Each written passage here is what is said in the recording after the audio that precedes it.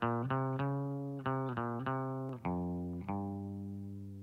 go down in history as the giant slayer, the aspiring politician who ousted Premier Christy Clark from her seat in Vancouver-Point Grey during the 2013 provincial election. David Eby's star has been on the rise ever since. Within the 2 years he's been in Victoria, he's quickly established himself as a competent critic. So what's new this week? Well, there's that little story about a major NDP breakthrough next door. I mean, I was stunned. I was betting against it. I told people, I said, you know, we're going to see something similar to what we saw in BC, that the polls look one way, and then when people get in the booth, they'll vote another way. And so it was really exciting. Why do you think it happened in Alberta but not here?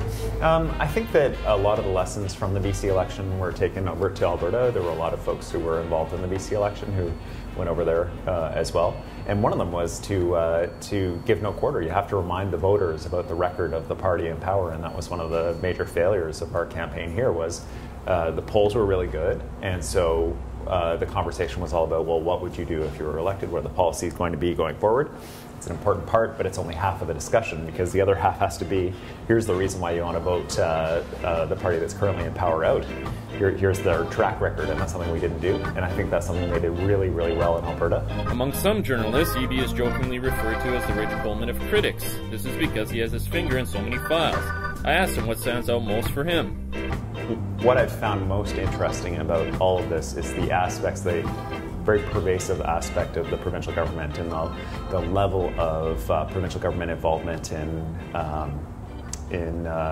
some really arcane areas of business in the province. And the liquor reform work has been really instructive in terms of how a small government decision can have major impacts on businesses across the province. What is it? Is it just a cultural thing? Is it a sense of entitlement, or is it actual bad people, or is it just bad decisions that they make? No, I think, and the virtual reality one is a great example. You know, I mean, here is a group of folks who are tasked with go out and promote BC tourism, and they say, well, we've got $8 million to spend doing that. And depending on what world you come from, that's a very small marketing budget, or that is astronomical. I come from the world where that's an astronomical amount of money. And if you come from the world where that's a small marketing budget for a company, then 650 grand, maybe that just doesn't sound like that much money to you. And so I don't fault these individuals for that. Now, with that said, there are people with negative intentions that see a chance to siphon money out of the system, to give jobs to their friends, to give raises to their friends, and we need to deal with that. I'm more of a personal note. I always get a bit of a kick out of watching Question Period. There's a bit of theatrics in it. You play quite a significant role for the opposition in Question Period.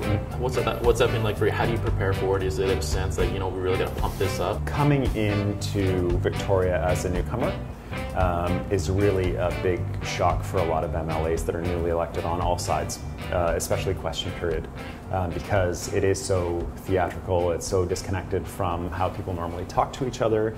Coming from a legal background, I see a lot of the tradition behind it. I understand the nature of the questioning and why it's happening, and so it makes a little bit more sense to me, but even so, the emotions are very real.